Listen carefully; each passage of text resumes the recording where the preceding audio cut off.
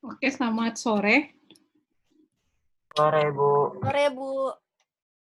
Hari ini kita sampai di modul terakhir dengan judul, jadi modul ke-6 ya, jadi 3 sesi online, yaitu electroplating of copper. Nanti penjelasan dan videonya nanti saya serahkan ke Kak Ahmad yang sudah ready. Semua udah masuk, ini kayaknya ada yang belum masuk ya? Berapa orang lagi? Oke, jadi silahkan dimulai. Sudah jam 4 juga. Oke, saya serahkan ke Kak Ahmad. Silahkan ya. Oke, baik, Bu. Terima kasih. Assalamualaikum warahmatullahi wabarakatuh.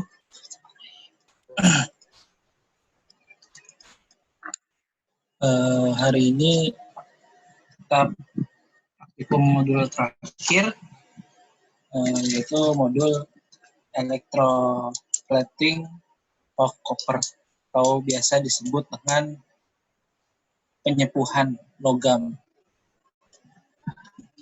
Logam yang akan kita sepuh pada hari ini yaitu logam tembaga.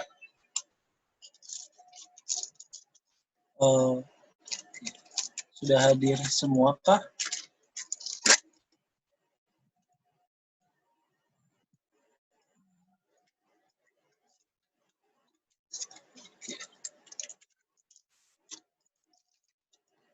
Ya, mungkin sudah hadir semua ya. Oke, kita bisa langsung masuk saja ke materi dari electroplating of copper.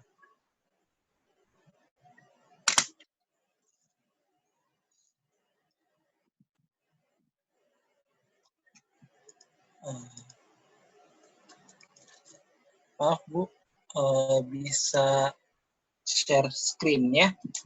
Ini nggak bisa diklik.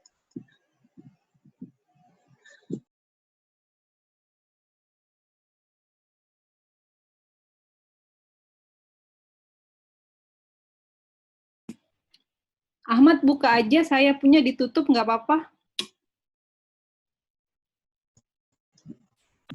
Oke Bu. Silahkan.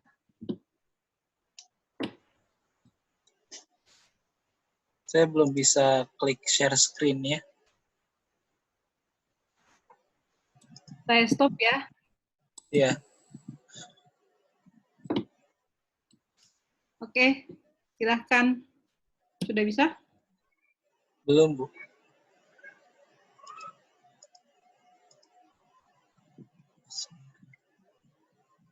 Di sini. Saya tutup. Oke. Oh iya. Sudah. Sebentar Bu. Oke. Atau kalau enggak, saya stop share. Nah. Nah ya. Oke. Nah ya Bu, sudah Bu.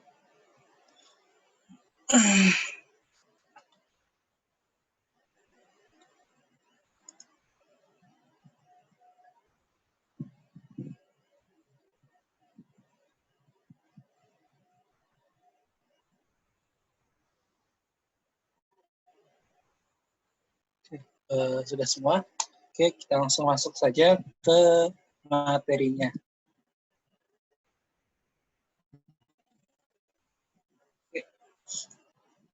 Electroplating atau penyepuhan logam. Electroplating adalah proses pelapisan satu metal ke metal yang lain dengan cara hidrolisis. Umumnya digunakan untuk dekorasi atau mencegah korosi pada logam. Prinsip kerjanya, elektron yang mengalir dari sumber listrik, elektron tersebut, jadi awalnya dari sumber listrik, dia mengalir ke material yang menyebabkan ion bebas yang menempel pada material terjadi proses reduksi, sehingga ion bebas tersebut berubah menjadi fase padat. Nah, kemudian kegunaan electroplating, jadi sebenarnya nggak cuma di bidang industri aja, tapi di rumah tangga dan lain-lain itu juga ada. Di sini yang saya ambil di bidang industri itu ada otomotif, perhiasan, konstruksi dan bangunan, dan sanitasi. Oke, kalau di bidang otomotif seperti apa sih kegunaan electroplating-nya? Oke, kita bisa lihat gambar di sini.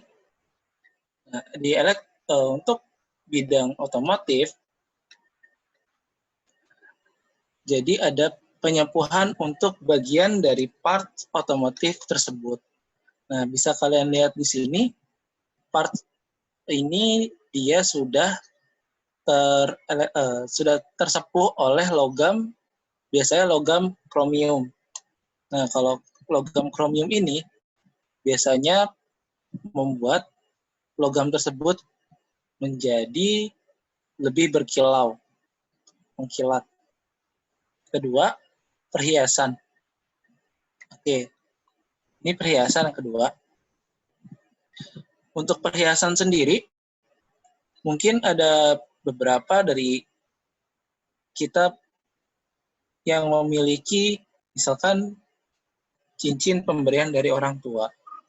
Biasanya cincin tersebut berbahan dasarnya emas, tetapi karena warna emas itu mungkin akan terlalu mencolok jika dipakai, maka bisa digunakan juga penyepuhan ini agar si warna emasnya itu tertutupi. Misalkan menggunakan perak ataupun yang lainnya. Jadi sehingga warna emasnya itu tidak terlihat. Kemudian untuk konstruksi dan bangunan.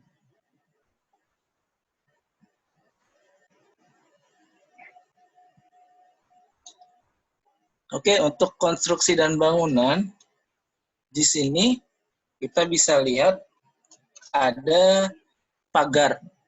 Nah, pagar di sini dia sudah juga terlapisi oleh logam kromium. Kenapa sih menggunakan kromium? Karena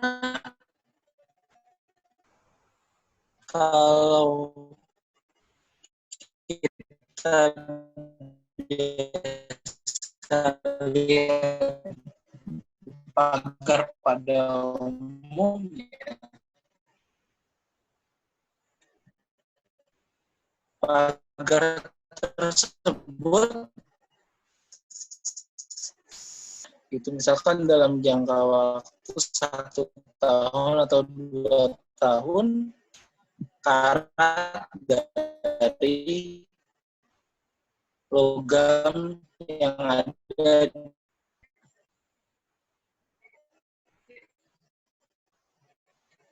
Nah, sudah tahu semua ya ini apa?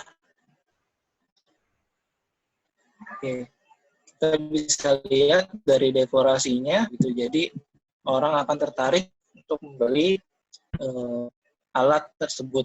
Ini salah satu dari kegunaan electroplating. Mungkin masih banyak lagi.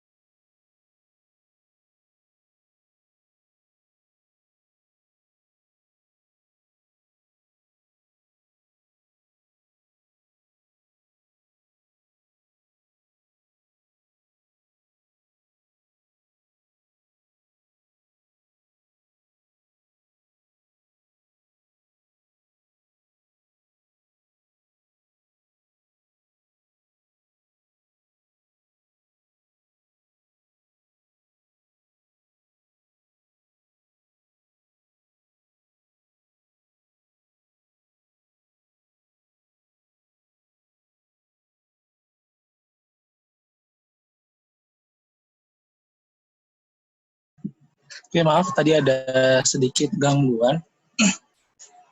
Oke, untuk kegunaan electroplating,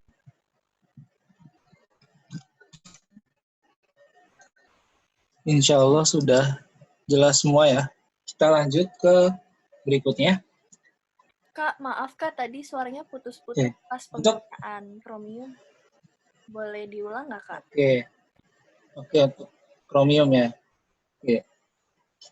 Jadi untuk otomotif ataupun konstruksi bangunan, biasanya dia menggunakan kromium sebagai bahan untuk pelapisan logamnya. Gitu. Nah, kromium di sini, dia itu ada beberapa tujuan. Dia sebagai dekorasi bisa, dan dia juga sebagai untuk mencegah korosi pun dia juga bisa. Gitu. Jadi, biasanya untuk otomotif ataupun sanitasi, otomotif ataupun konstruksi bangunan biasanya menggunakan kromium. Dan sanitasi pun juga rata-rata menggunakan kromium. Kita kayak cuma itu sih. Jadi di kayak bisa kalian lihat mur, baut, nah, dia itu juga menggunakan electroplating sehingga warnanya itu lebih mengkilau. Untuk praktikum, di sini ada beberapa tahapan. Pertama itu adalah persiapan dari materialnya. Yang kedua, proses penyepuhan. Dan yang terakhir adalah penimbangan. Untuk persiapan material, alat dan bahan yang digunakan. Ini baru alat ya. Alat dan bahan itu koin, kemudian di sini plat tembaga yang kita gunakan, kemudian ada pinset, etanol, dan neraca analitik. Jadi persiapan materialnya, pertama kita bersihkan dulu koin dan plat CU-nya. Bersihkannya pakai apa? Kita menggunakan etanol untuk membersihkan permukaan si koin dan plat tembaganya. Kemudian setelah kering, baru ditimbang dan kita catat berapa berat dari si koin maupun berat dari plat CU-nya. Oke, setelah kita timbang, kita lanjut ke proses berikutnya, yaitu proses penyepuhan. Oke, di kiri saya ini gambar proses penyepuhannya. Rangkaiannya seperti ini. Tapi kalau misalkan di laboratorium seperti apa? Oke, kalau di lab kurang lebih yang ada di bagian kanan gambar. Oke, di bagian atas yang di sini kita menggunakan power supply DC. Tuh. Kemudian untuk metalnya di sini, metalnya kita menggunakan koin. Dan platnya di sini CU, yang kita menggunakan plat CU. Untuk larutannya ini adalah larutan CuSO4 yang ditambah dengan H2SO4. Oke, cara kerjanya bagaimana? Jadi pertama-tama kita alat tersebut kita colokkan ke arus listrik. Setelah itu kabel yang ada di sini, oke, ini kita colokkan. Jadi ada kalau misalkan dari sini tidak terlihat nih bagian mana yang positif dan bagian mana yang negatif. Tapi kalau misalkan diperbesar, nanti kalian bisa lihat bagian positifnya di mana, bagian negatifnya di mana. Biasanya yang bagian negatif itu yang warna hitam. Untuk yang positifnya itu warna merah. Oke, setelah dicolokkan, kita capit di bagian koin dan di bagian plat tembaganya. Oke. Dan kita buat seperti ini ya. Jadi, yang di bagian negatif itu ke koin, dan bagian yang positif itu ke plat CU-nya. Kemudian, kita celupkan ke dalam larutan CuSO4 plus H2SO4. Setelah itu baru kita atur. Kita menggunakan di sini ada dua variasi. Ya. Pertama, kita menggunakan variasi arus, di mana waktunya yang tetap yaitu 10 menit dan arusnya yang berubah dari 100 mA hingga 500 mA. Yang kedua, waktunya yang berubah dan arusnya tetap. Arusnya yang tetap itu 350 mA untuk waktunya 5 menit, 10 menit, 15 menit, 20 menit, dan 25 menit. Setelah prosesnya selesai, kemudian baru kita lanjut ke proses berikutnya. Oke. Nah, di sini sudah ada metode penyepuhannya. Di pengaturan power supply DC, arusnya 300 menit dan waktu 10 menit dengan arusnya yang berubah. Setelah selesai, kita lakukan penimbangan. Jadi, prosesnya gimana? Pertama, kita bersihkan dulu koin yang sudah tersepuh. Oke. Bentuknya seperti ini ya, jika dia sudah tersepuh. Jadi, bagian atasnya ini, dia koin aslinya, warna dasar aslinya. Kemudian yang bagian bawah, dia sudah tersepuh oleh tembaga. Gitu. Nah, bagian tersepuhnya kenapa cuma sampai setengah? kenapa tidak full. Nah, hal ini berpengaruh juga bagaimana kita mencelupkan koin tersebut ke dalam larutan. Oke. Kita bisa lihat di sini, di plat metalnya. Oke. Bagian yang akan tersepuh hanya bagian yang menyentuh permukaan si larutan. Bagian yang tidak terkena si larutan, dia tidak akan tersepuh dan dia akan berbentuk seperti warna dasarnya dia. Oke. Setelah ini, bagaimana cara membersihkan koinnya? Kita menggunakan etanol. Kita bilas etanol, kemudian kita biarkan hingga kering, baru kita timbang. Dan kita dapatkan berat koin plus tembaga. Lanjut. Oke, ini ada contoh data pengamatan. Jadi ada dua. Yang pertama di mana arusnya itu konstan dan waktunya yang konstan. Kita lihat di sini ada masa arusnya sama, waktunya berubah.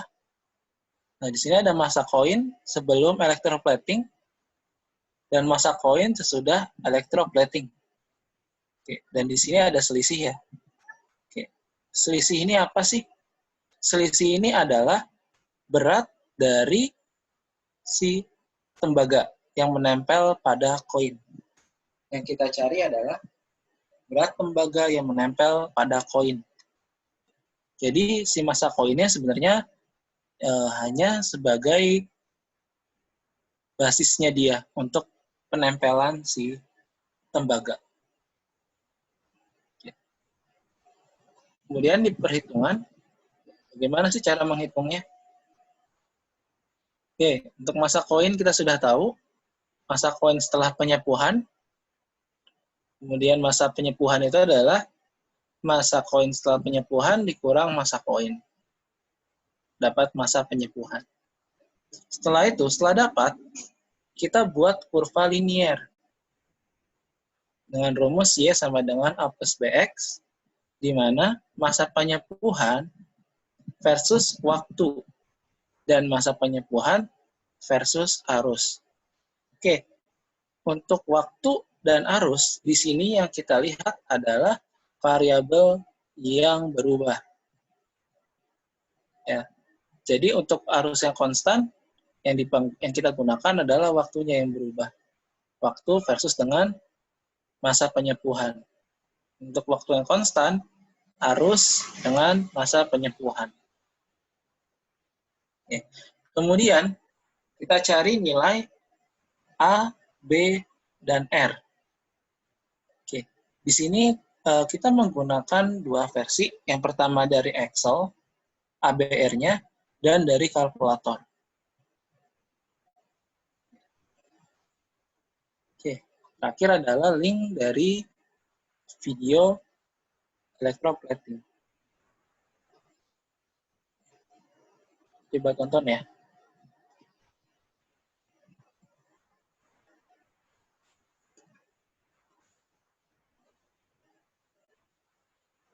Electricity to create a metal coating on a conductive surface.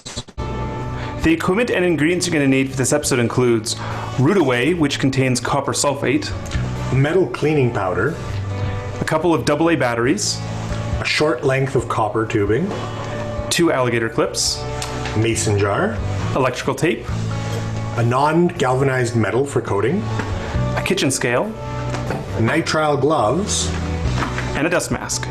The chemical that we'll be using today is highly corrosive, so this experiment should only be performed by adults for demonstration purposes. We recommend a full set of protective equipment, including gloves, goggles, apron or lab coat, and a dust mask. We also recommend that you familiarize yourself with the safety and first aid instructions on the container. The first step in our experiment is to make our copper sulfate solution. Add 100 grams of root killer to your mason jar. And the second alligator clip just clip onto the positive end of the battery stack. The last step in our experiment is to take the copper pipe and place it into the mason jar. Tape it to the side of the jar. Take the alligator clip, touching the positive side of your battery, and attach it to the copper pipe. Then, take your nail or piece of metal you want to coat and connect the negative alligator clip to the nail. Submerge the nail into the solution and move it around slowly so that it gets an even plating. Once the nail's done plating, remove it from the solution, let it drip, and dry it with paper towel. Once you're done, the nail should be coated in a thin layer of copper. Let's look at this experiment a little closer. Electroplating is the process of creating a metal coating on a conductive surface using an electrical current. To plate the nail, we first need a solution that contains copper ions. This is where the root killer comes into play. Root killer is a chemical known as copper sulfate, and when we mix copper sulfate into water, it creates a conductive solution made up of ionized positive copper and negative sulfate ions. Once all the wires are hooked up and the nail is submerged into the conductive copper solution, electrons travel from the negative terminal in the battery through the metal nail cathode and into the solution.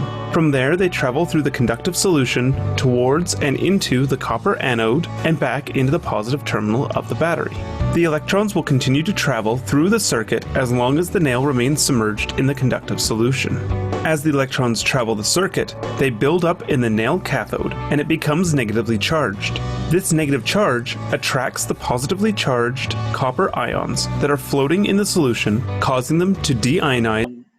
Dari video link tersebut ya, tentang bagaimana materi tentang electroplating. Kemudian sekarang ada yang mau bertanya tentang materi ini. Kamu nanya, Kak. Namanya siapa? Gung Mahendra, Kak. Oke. Gung. Ya. Kamu nanya tentang prosedurnya. Pas yang kalau misalkan variasi dari setiap variasi itu berarti larutannya diganti-ganti terus ya, Kak? Oke. Untuk proses penyepuhan yang kita gunakan ini, kita tidak perlu mengganti-ganti si larutannya. Gitu. Kenapa? Karena seperti yang tadi video tersebut sudah jelaskan, ketika di sini kan ada dua metal ya, koin yang kita gunakan sama si plat tembaganya. Ketika Cu yang di larutan itu menempel ke koin dan dia akan membentuk padatan Cu, kemudian di bagian plat dia justru sebaliknya. Tuh. Dia akan melepaskan Cu dari si plat tersebut. Gitu. Jadi yang tadinya dia bentuknya padatan, dia akan bentuk ion. Gitu. Jadi plat di sini lama-kelamaan dia pasti akan habis. Gitu. Bagian lapisannya dia akan habis.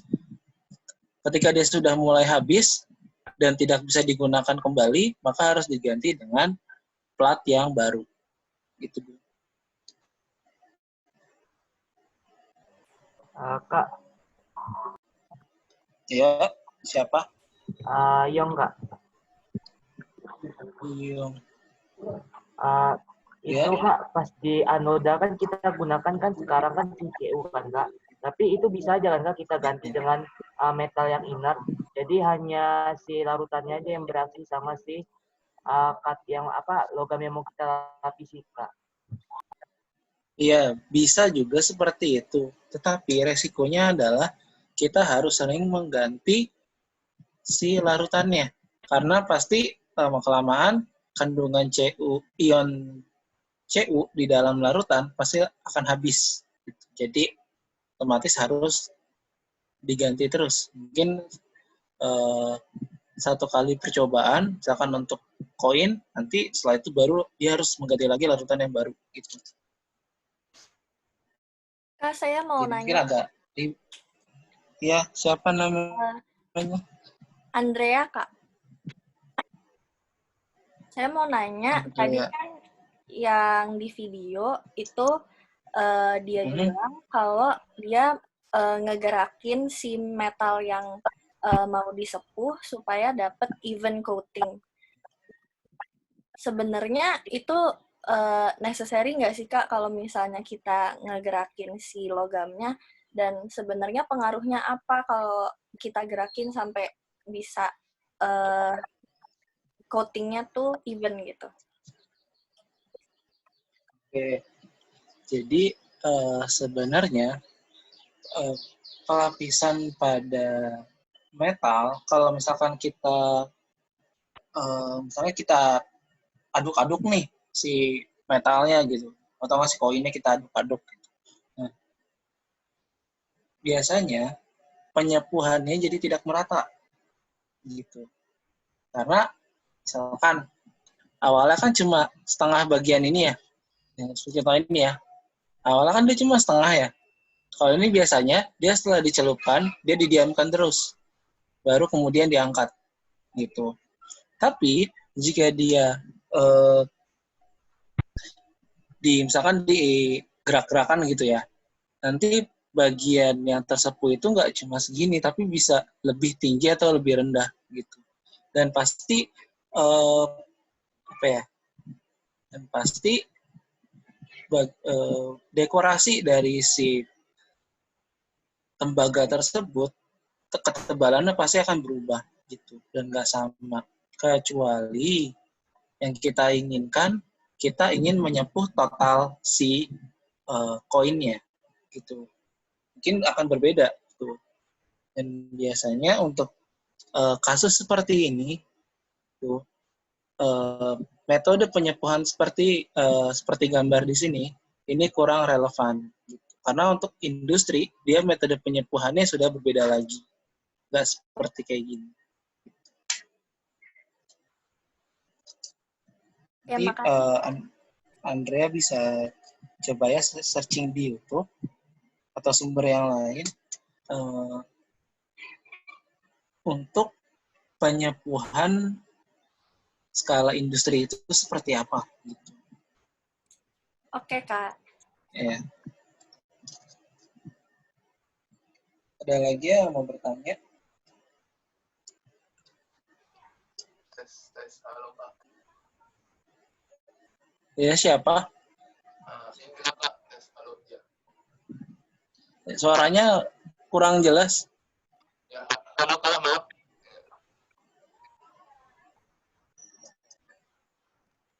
Sebentar. Indra. Itu kan yang bikin grafik itu ada nilai apa ABR ya, itu apa Kak? Maksudnya R-nya itu nilai apa Kak? Oke.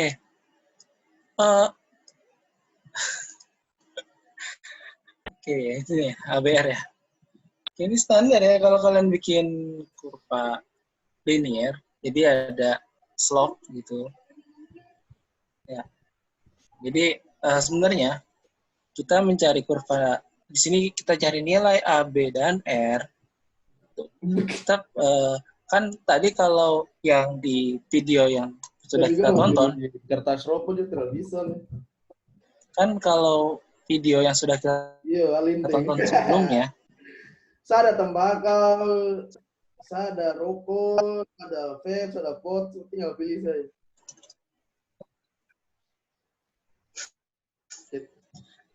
udah Indra. Itu mahal sekali Adi. Udah Kak, makasih Kak.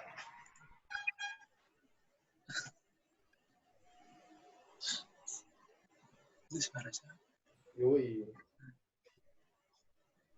Ada lagi yang mau bertanya? Pak, mau nanya tentang yang tadi lanjutannya, Kak. Siapa ini? Gung Mahendra, Kak. Gung. Kak, kan tadi ada variasi yang 5 menit, 10 menit. Berarti yang setelah selesai percobaan yang 5 menit, larutannya itu tetap dipakai, terus cuma diganti. Depan nih. Kalau sebentar ya, Gung. Iya. Dimas, bisa dimatiin nggak mikrofonnya?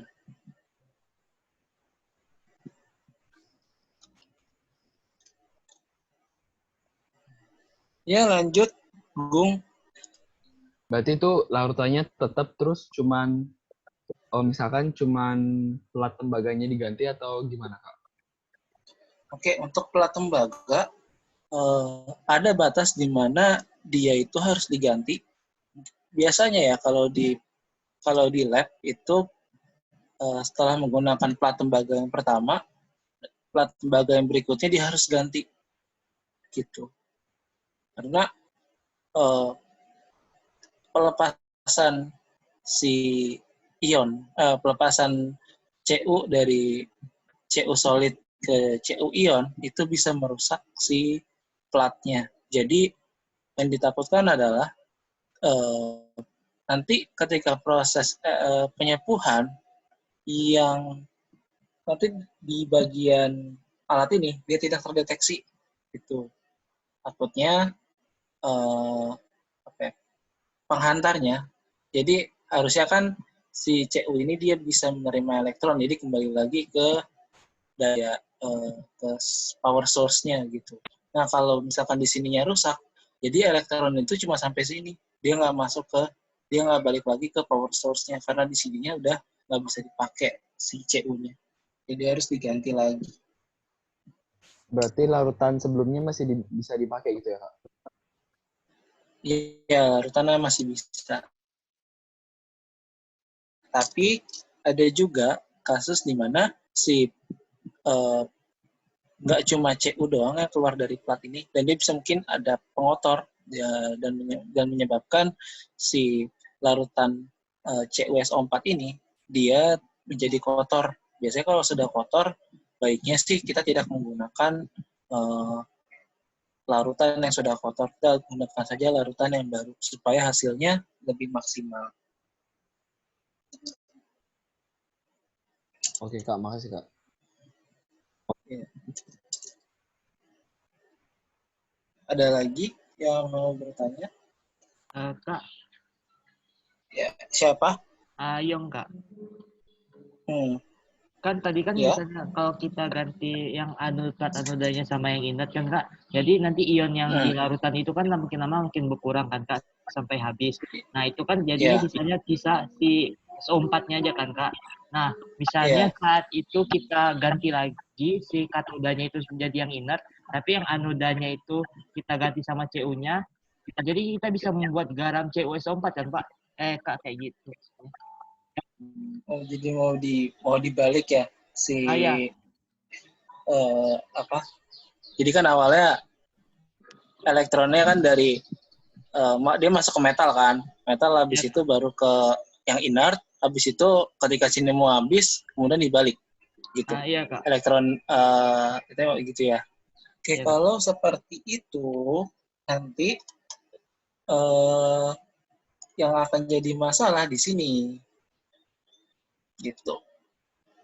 Sebenarnya kenapa saya buat seperti ini gitu, karena datanya ya saya pengen datanya itu jelas gitu. Kan kalau misalkan seperti ini kan eksperimennya kita jadi nggak punya data gitu, kita nggak bisa menghitung sesuatu, kita cuma tahu berat logam yang tersepuh gitu. Nah tapi pernah nggak sih kita memikirkan seperti di tempat contoh ini, kayak misalkan ketebalan di sini. Kita pengen sepuh dengan emas nih, perhiasan kita sepuh dengan emas. Kira-kira ketebalan yang bagus itu berapa ya? Gitu. Kalau misalkan terlalu banyak emas yang digunakan kan pasti boros. Kalau terlalu sedikit, yang ditakutkan itu adalah emas yang menempel pada cincin atau perhiasan lainnya itu tidak maksimal gitu. Jadi kita pengen tahu juga berapa kira-kira optimumnya berapa sih gitu. Tuh. Jadi kalau misalkan kita nggak pakai data ini, mungkin kita nggak tahu berapa ketebalan yang digunakan untuk pelapisan pada metal gitu sih, Yong. Iya Kak, maksudnya kalau kita itu kan karena penipuan Kak. Kalau misalnya yang kalau kita mau buat larutan garam CuSO4 sama juga karena prosesnya elektrolisis juga kan Kak. Tinggal diganti aja si anodanya inert, si katodanya itu yang si Cu-nya kan Kak. Iya sih, bisa sih kayak gitu sih. Oke Kak. Tapi kayaknya kalau seperti itu ya kurang pas aja sih. Kenapa enggak langsung aja logam si tembaganya langsung ditambahkan sulfat. Oh, oke Kak. Iya kan bisa. Gitu. Oke, yang lain. Halo Kak, tes. Iya, siapa? Indra lagi Kak. Mau nanya Kak, saya tambahin bukan Kak yang udah punya ini ya, buat apa namanya, itu udah S4 yang ngapain dikasih H2SO4 lagi Kak? Oke. Kenapa ditambahkan H2SO4 lagi? Sebenarnya H2SO4-nya itu ditambahkan lagi untuk meningkatkan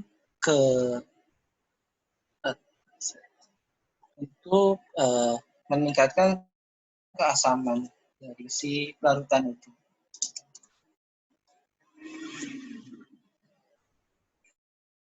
Itu sih Indra. Biar proses oksidasi reduksinya berjalan di suasana asam ya Kak? Oke, kalau misalkan untuk reduksinya pasti dari si SO4 itu juga pasti akan reduksi. Dan kemungkinan reduksinya itu dia akan mengakibatkan si logam Cu ini dia akan tereduksi oleh si ion sulfatnya. Jadi Cu-nya itu bisa lepas gitu.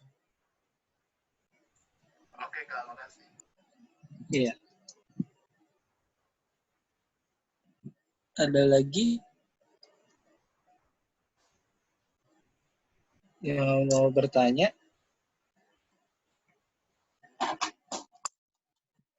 Kalau nggak ada, saya yang bertanya ya.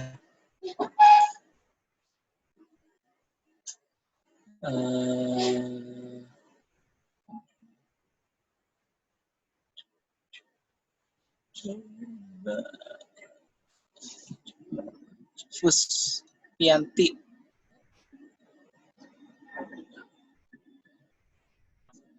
Fuspianti, saya mau bertanya, bisa nggak kalau penyepuhan ini kita menggunakan arus AC atau arus bolak-balik?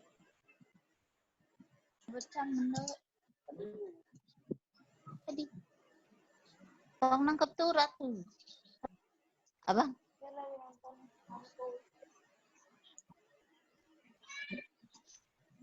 Belum.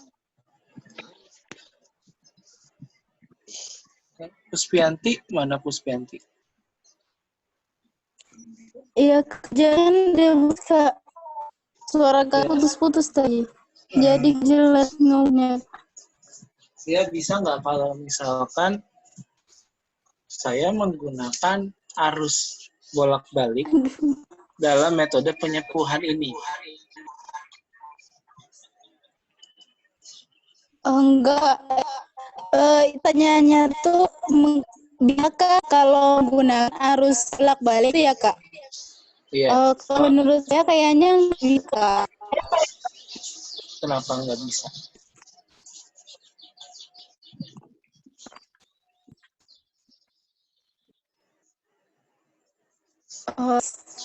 Kalau nggak salah, nah setahu saya cuma itu aja Kak. Cuma apa?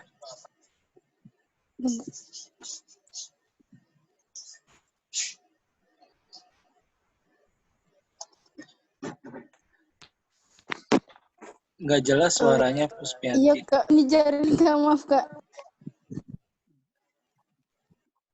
Iya jaringan. Kayaknya jaringannya Puspianti kurang bagus deh, Kak. Oke, kalau yang lain ada yang mau jawab nggak? Saya Kak coba Kak. Kak, yaudah deh. Ya, silahkan. Kalau misalkan pakai arus bolak-balik, nanti arah elektronnya itu enggak gimana ya? Enggak searah gitu, maksudnya nanti bisa aja pelapisannya itu malah di platnya itu lagi gitu Pak.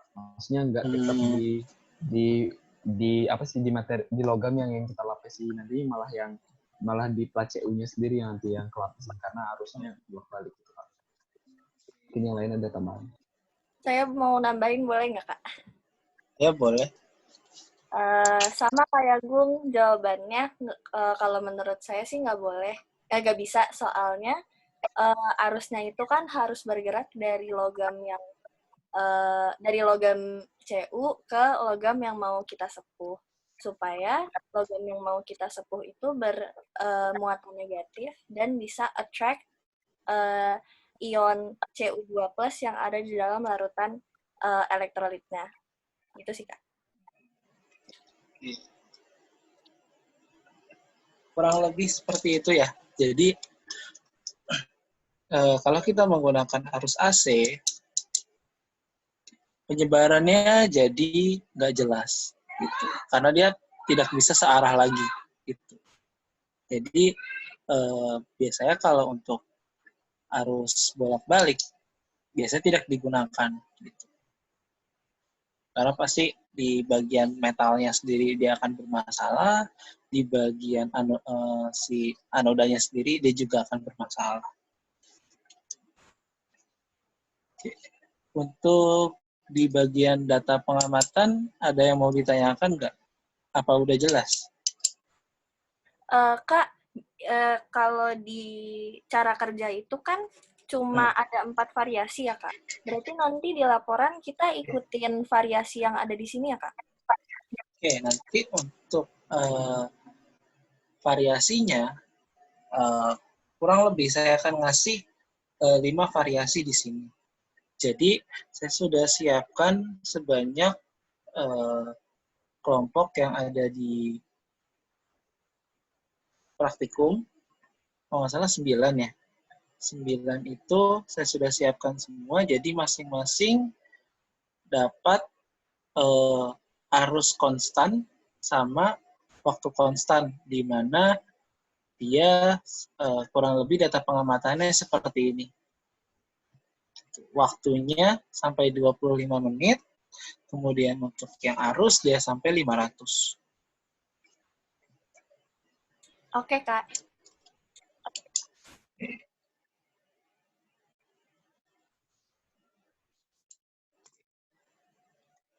Ada lagi yang mau ditanyakan?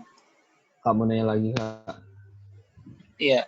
Kenapa nilai untuk mencari A, B, sama R-nya itu harus pakai Excel sama calculator? Maksudnya emang bakalan beda gitu hasilnya. Kenapa nggak satu aja gitu? Oke. Sebenarnya nilai dari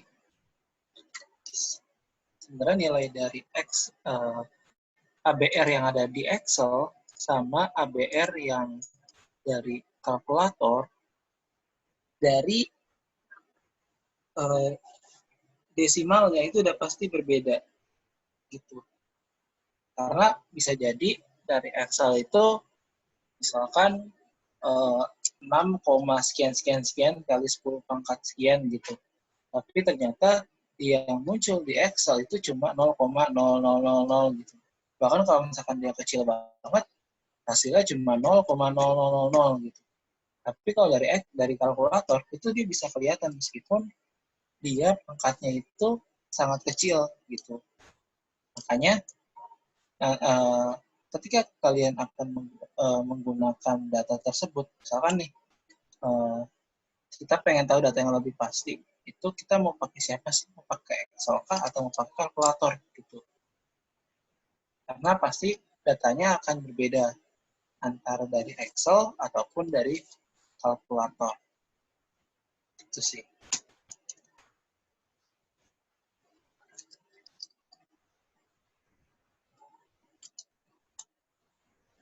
Terus Kak, untuk data persamaan garis yang ditampilin itu, kita makainya tetap tulis dua-duanya berarti ya Kak?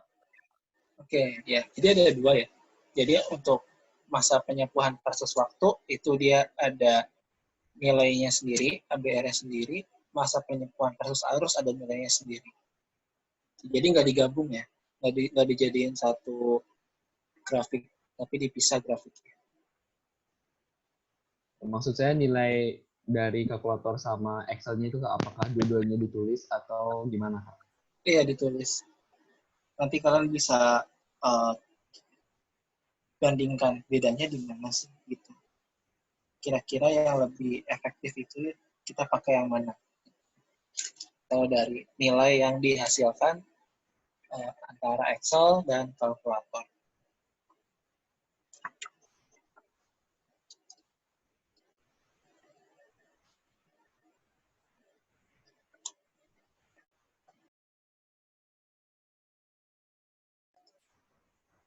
Ada lagi yang mau ditanyakan?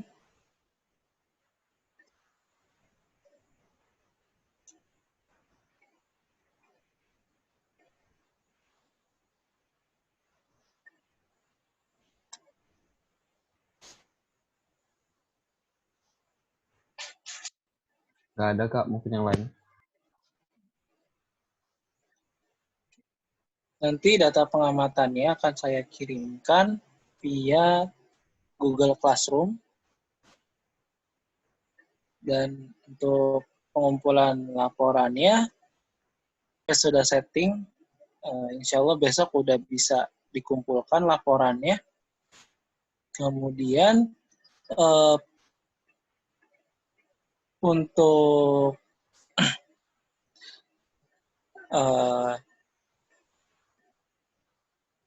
kan data pengamatannya kan saya sudah kirimkan, saya akan kirimkan nanti bentuknya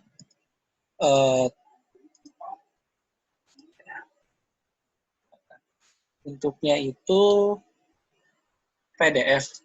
Nanti kalian bisa salin, tapi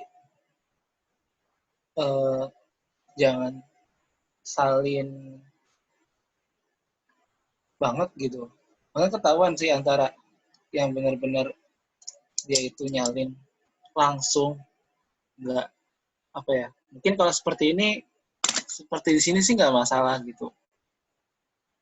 Cuman untuk bagian perhitungan dan lain-lain gitu, itu pasti ketahuan. Gitu. Antara yang ngejiplak pas sama enggak. Kemudian untuk grafiknya juga ditulis ya, digambar aja di kertas A4. Kalau misalkan nggak ada block note di A4 bisa.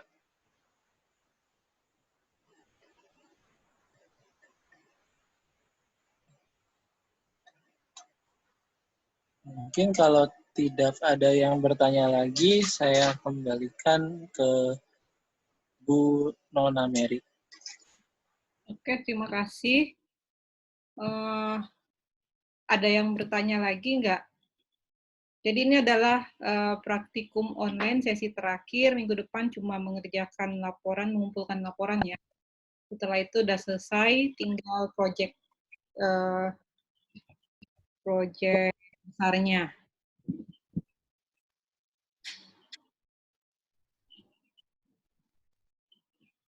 Oke, ada lagi nggak? Bu, saya mau nanya tentang praktikumnya tadi, Bu.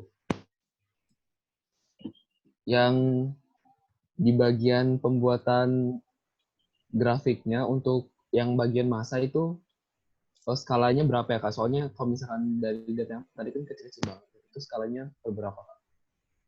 Oke, untuk skala ya. Nah, kan nanti untuk masanya sendiri, kan kalian nanti bakal dapat nih, misalkan dapat 0, sekian gitu. Misalkan dapatlah 0,02 gitu.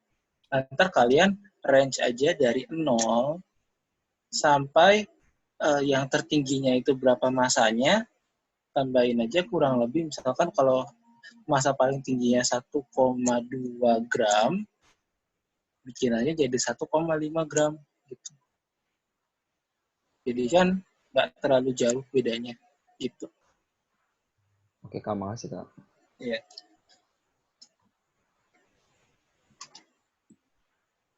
Ada lagi yang bertanya? Ya, mungkin kalau nggak salah ada feedback ya, Kak siapa Mawadah ya? Ada Kak Mawadah? Iya Bu, Ada feedback ya? iya kemarin kuesioner ada feedbacknya. Oke, nanti tolong isi feedback lagi ya. Oh, iya.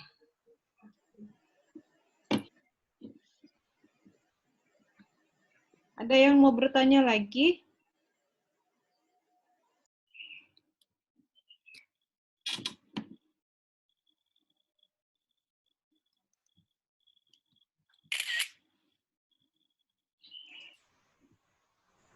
Kak Ahmad, halo. Iya. Maaf Kak, mau nanya tadi grafiknya itu skalanya berapa ya untuk sumbu X dan sumbu Y-nya Kak? Nah, tadi bukannya si Gung sudah nanya ya? Putus skala tadi Kak. Untuk skalanya saya rasa sih kalian sudah bisa memperkirakan sendiri kalau sudah tahu batas minimum sama maksimum dari masing-masing variabelnya.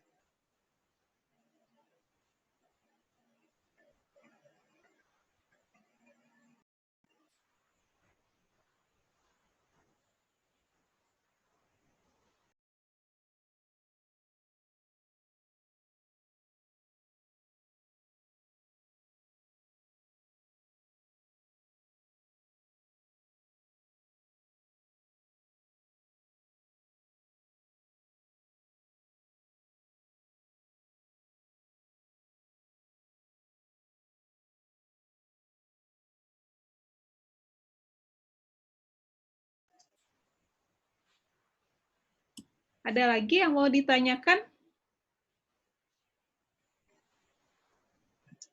Tidak ada? Oh iya, untuk informasi sedikit sih buat kalian untuk di bidang otomotif, kan tadi ada gambar seperti per itu ya, per dan lain-lain. Untuk mendapatkan hasil seperti itu, ya, kromium dengan hasil yang mengkilat seperti itu, proses penyepuhannya tidak dilakukan satu kali atau tidak menggunakan hanya si kromium saja, tapi menggunakan material yang lain. Dari salah satu skripsi yang pernah saya baca tentang electroplating ini, dia menggunakan tembaga sebagai dasarnya, kemudian dari tembaga tersebut setelah dilapisi oleh tembaga, dia lapisi lagi menggunakan nikel, baru terakhir menggunakan kromium. Gitu. Nah, setelah itu baru hasilnya bisa mengkilap seperti itu. Tapi jika hanya menggunakan langsung kromium, itu hasilnya kurang maksimal.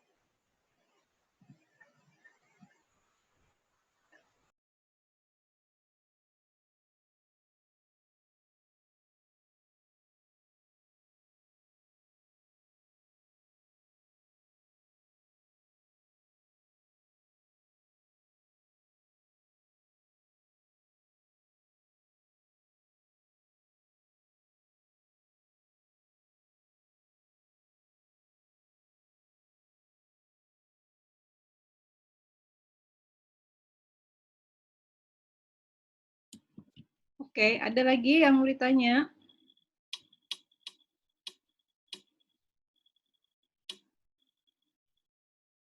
Tidak ada? Teman-teman asisten ada yang mau disampaikan? Nggak ada? Tidak ada, Bu. Tidak ada, Bu. Oke. Mahasiswa ada nggak?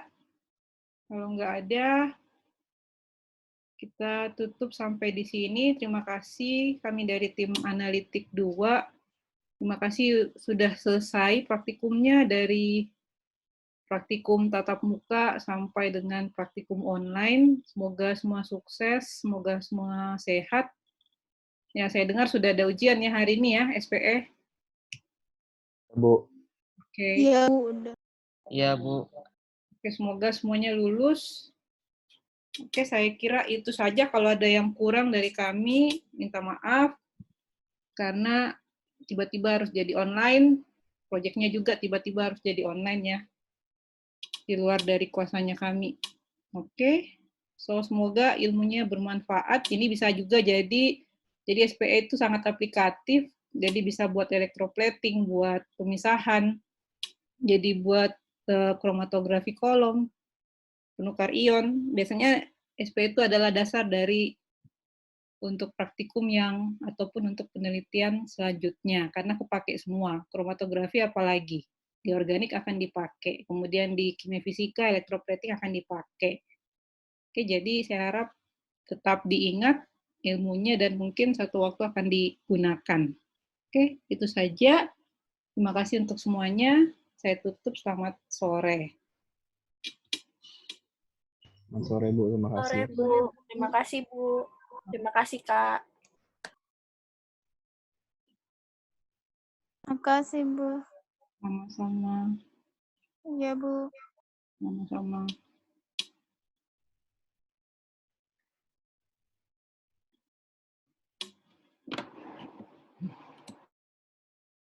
Nggak nonton video ya? Nggak nonton.